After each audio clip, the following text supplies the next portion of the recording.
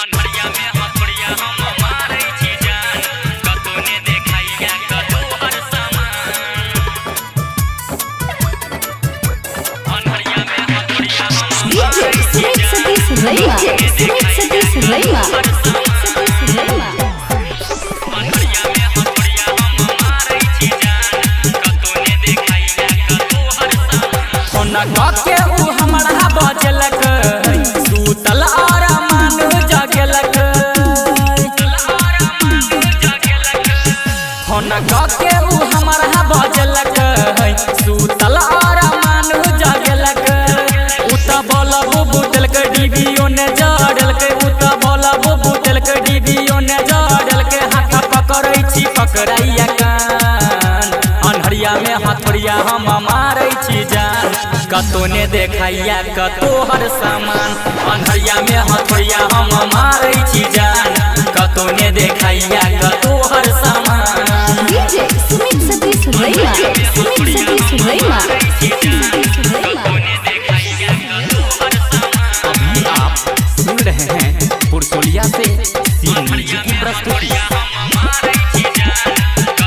presented by Lovely Films Entertainment। आबू ने हमारा है तू बरदास गे, कत अच्छा हमारा आन तू पास गे। तके तू चुमा मूड बनाबोई, तोरे से हमरा लागलिया आस गे।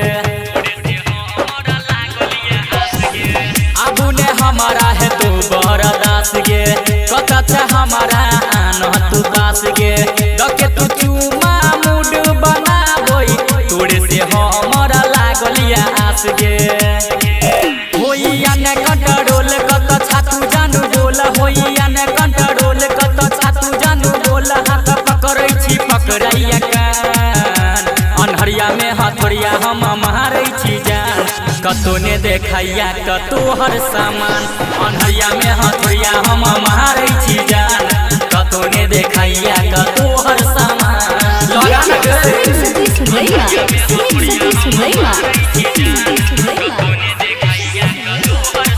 अभी आप सुन रहे हैं पुरसोलिया से सी म्यूजिक की प्रस्तुति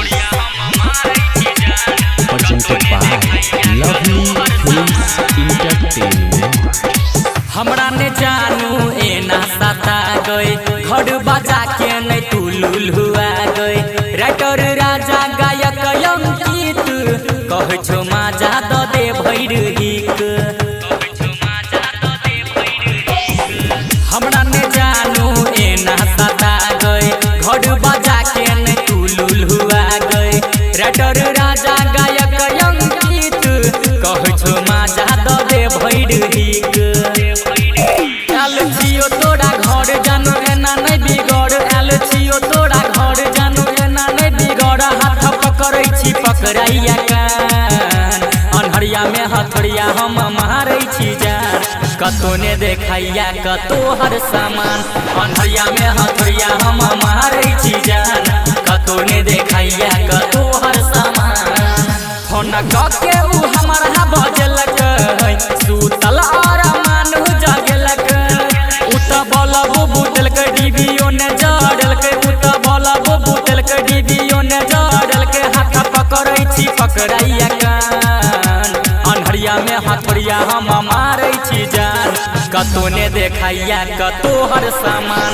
अनहरिया में हथौड़िया हम मारै छी जान, कतो ने देखाइया कतो हर सामान।